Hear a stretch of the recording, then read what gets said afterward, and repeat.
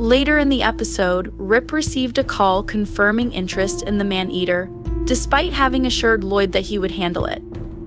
"I'm telling you, he ain't right," said a worried Lloyd when he requested Colby to load up the horse. Avoid auctioning him off. "He's not going to the fucking auction," Rip reassured him. The matter appeared to be concluded after he said, "He's taking a ride to Mexico." However, as we discovered with Yellowstone, a case can and typically will be reopened. The man-eating black stallion knocked over Carter's water as he was in the barn caring for the horse's Finn Little. Being Carter, he risked everything to save the animal, slipped into the stable, snatched up the pail, and escaped unharmed. After filling the bucket and bringing it back inside, the horse attacked him and cornered him, leaving him with no way out.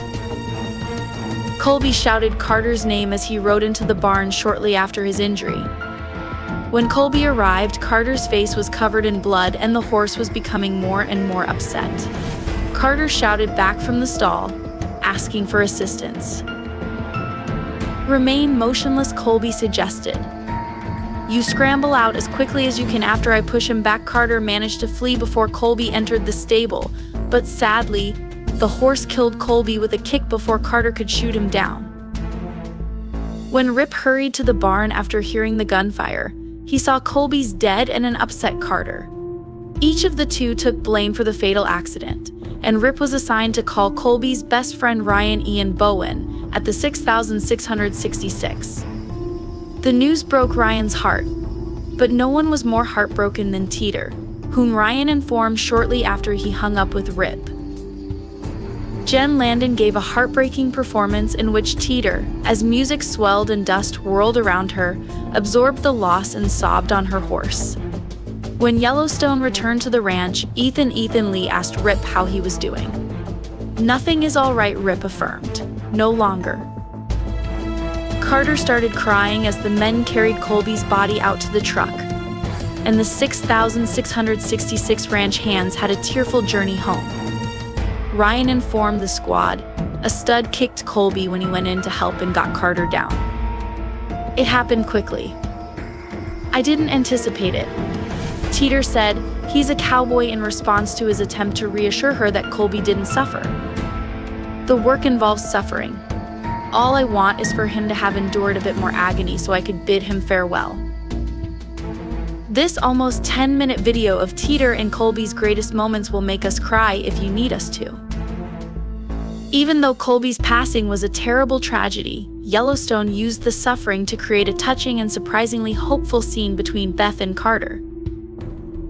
When Beth went to get Colby's things for his mother, she discovered Carter crying and hiding away. "In this room, I fell in love. This room is when I became pregnant. Then I told my soulmate that I would never want to see him again. And he was sitting exactly where you are," she said to Carter. "I felt afraid and humiliated. For some reason, you vent these feelings on the people you care about the most." She urged Carter to quit holding himself responsible for the mishap and reassured him that Lloyd, Rip, and other Colby's caregivers would follow suit. Over the course of the last 5 seasons, Beth has experienced a good deal of loss, so she has some healing experience. In actuality, Colby made a decision. "I'm sure glad he chose to help you when he saw you in trouble," she said to Carter. "He did that for nothing, therefore you should be thankful as much as I am. It will be your fault if you waste his sacrifice or if you honor it." Carter was asked by Beth before she departed if he intended to spend the night there or deal with his loss with his family. "We're crying for a number of reasons," after Beth reassured him that he had a family when he informed her he didn't. Original Colby was a real one, as Yellowstone enthusiasts well aware. He was an important part of the company and a devoted ranch hand. He had a big heart and was a good man.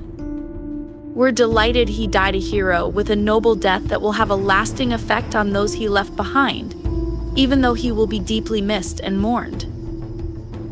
Make sure to tune in next week to see what's in store, since we have reason to suspect that we haven't seen the last death of the series, especially with 2 episodes of Yellowstone's 5th and final season left in a full-scale family feud. Long-distance lovers Teeter Jennifer Landon and her partner Colby Denham Richards checked in with each other over the phone before spending yet another day apart in Sun 5. Episode 12, Counting Coup. Teeter, who was still working at the 6666, asked Colby what time it was as he paced in the dark down at the ranch. He told her that it was an hour earlier for him than it was in Texas. Colby responded, "I'm gonna let you think that one through and never tell anyone you said it. That's how much I love you," to Teeter's suggestion that it should take an hour for her voice to reach him. Teeter struggled to comprehend the distance between them. Teeter was taken aback by his disclosure in the greatest conceivable way. "How much you what?" she inquired. Teeter and viewers knew the truth, and she felt the same way about him.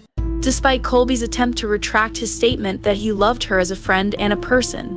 "Fuck you," she answered. "You told me you loved me and then inquired about John Dutton and the ranch's future." Colby remained silent, but he advised Teeter to get started on any major plans she may have for the future. Before hanging up, Teeter continued, "I love you too," and affirmed, "I got big plans." The beginning discussion of episode 12 was a delightfully charming and refreshing change of pace after the depressing conclusion of episode 11, highlighting two secondary characters amidst Dutton madness. Our first indication that it was too wonderful to be true should have been that. Who then perished in Yellowstone, episode 12 of season 5? How did they pass away? What effects did the loss have on the ranch as a whole? After the endearing opening sequence, Counting Coup abruptly shifted to the bunkhouse, where Rip Kohlhauser told the remaining boys at the ranch that he intended to sell horses, bulls, and heifers in an attempt to save the company. He called Travis Taylor Sheridan for help and organized an auction. Although they had a lot of animals to sell, Lloyd Forey J. Smith suggested against selling a 3-year-old man-eater that was so vicious that he believed it should be put down.